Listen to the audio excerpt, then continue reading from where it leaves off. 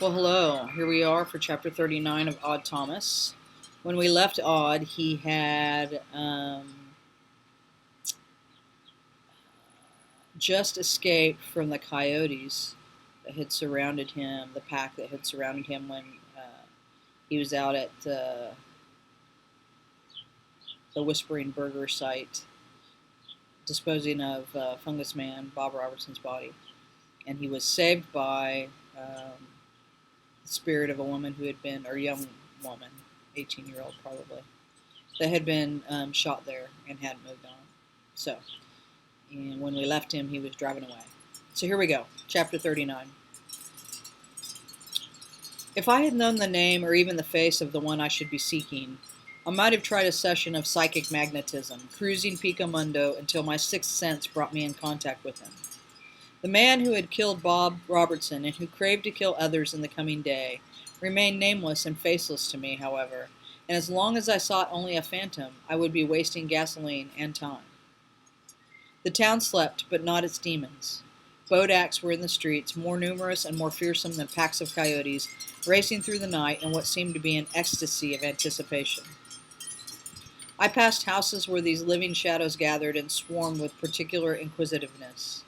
At first I tried to remember each of the haunted residences, for I still believed that the people who interested the Bodaks were also those who would be murdered between the next dawn and the next sunset. Although small by comparison to a city, our town is much larger than it once was, with all its new neighborhoods of upscale tract houses encompassing more than 40,000 souls in a county of 500,000. I have met only a tiny fraction of them. Most of the Bodak-infested houses belonged to people I didn't know. I had no time to meet them all, and no hope of gaining their confidence to the extent that they should take my advice and change their Wednesday plans, as Viola Peabody had done. I considered stopping at the houses of those who were known to me, to ask them to list every place they expected to be the following afternoon. With luck, I might discover the single destination that would prove common to them all. None were in my small circle of friends. They didn't know of my supernatural gift, but many regarded me as a sweet eccentric, to one degree or another, and therefore wouldn't be surprised by either my unscheduled visit or my questions. By seeking this information in the presence of Bodaks, however, I would earn their suspicion. Once alert to me, they would eventually discern my unique nature.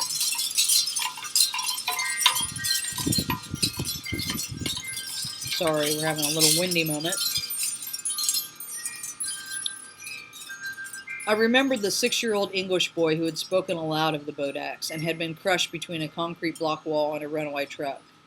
The impact had been so powerful that numerous blocks had shattered into gravel and dust, exposing the ribs of steel rebar around which they had been mortared.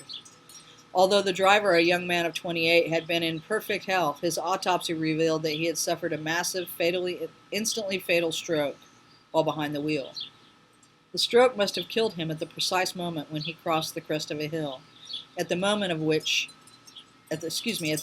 which stood the English boy. Accident scene analysis by the police determined that the lateral angle of the slope, in relationship to the cross street below, should have carried the unpiloted truck away from the boy, impacting the wall 30 feet from where it actually came to a deadly stop. Evidently, during part of the descent, the dead body of the driver had been hung up on the steering wheel, countering the angle of the street that should have saved the child. I know more about the mysteries of the universe than do those of you who cannot see the lingering dead, but I do not understand more than a tiny fraction of the truth of our existence. I have nevertheless reached at least one certain conclusion based on what I know. There are no coincidences. On the macro scale, I perceive what physicists tell us is true on the micro. Even in chaos, there is order, purpose, and a strange meaning that invites but often thwarts our investigation and our understanding. Consequently, I didn't stop at any of those houses where the Bodaks capered, didn't wake the sleeping to ask my urgent questions. Somewhere a healthy driver and a massive truck needed only a timely cerebral aneurysm and expedient failure of brakes to bring it across my path in a sudden rush. Instead, I drove to Chief Porter's house, trying to decide if I should wake him at the ungodly hour of 3 o'clock. Over the years, I had only twice before interrupted his sleep.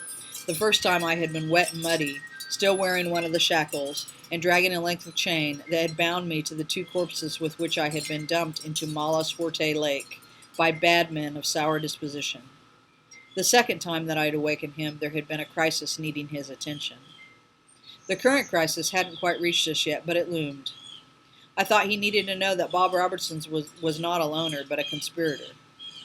The trick would be to deliver this news convincingly, but without revealing that I'd found Robertson dead in my bathroom, and breaking numerous laws without compunction, had bundled the cadaver to a less incriminating resting place.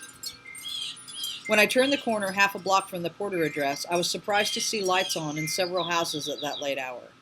The chief's place blazed brighter than any other. 4 police cruisers stood in front of the house. All had been parked hastily, at angles to the curb. The roof rack beacons of one car still flashed, revolved. On the front lawn, across which rhythmic splashes of red light chased waves of blue, 5 officers gathered in conversation. Their postures suggest that they were consoling one another. I had intended to park across the street from the chief's house. I would have called his private number only after concocting a story that avoided any mention of my recent exertions as a dead man's taxi service. Instead, with a helpless sinking of the heart, I abandoned the Chevy in the street beside one of the patrol cars. I switched the headlights off but left the engine running, with the hope that none of the cops would get close enough to see that no keys were in the ignition. The officers on the lawn were all known to me. They turned to face me as I ran to them. Sonny Wexler, the tallest and toughest and soft-spoken of the group, extended one brawny arm as if to stop me from rushing past him into the house. "Hold on, stay back here, kid. We've got CSI working the place." Until now, I had not seen Izzy Maldonado on the front porch. He rose from some task that he'd been attending to on his knees and stretched to get a kink out of his back. Izzy works for the Maravilla County Sheriff's Department Crime Lab, which contracts its services to the Pico Mundo police. When the body of Bob Robertson was eventually found in that Quonset hut, Izzy would most likely be the technician meticulously sifting the scene for evidence. Although I desperately wanted to know what had happened here, I couldn't speak. I couldn't swallow. Some gluey mass seemed to be obstructing my throat. Trying unsuccessfully to choke down that phantom wad, which I knew to be only a choking emotion, I thought of Gunther Olstein, a much-loved music teacher and director of the Pico Mundo High School Band, who had experienced occasional difficulty swallowing. Over several weeks, the condition rapidly grew worse. Before he had it diagnosed, cancer of the esophagus spread all the way into his larynx. Because he couldn't swallow, his weight plummeted. Doctors treated him first with radiation, intending subsequently to remove his entire esophagus and to fashion a new one from the length of his colon.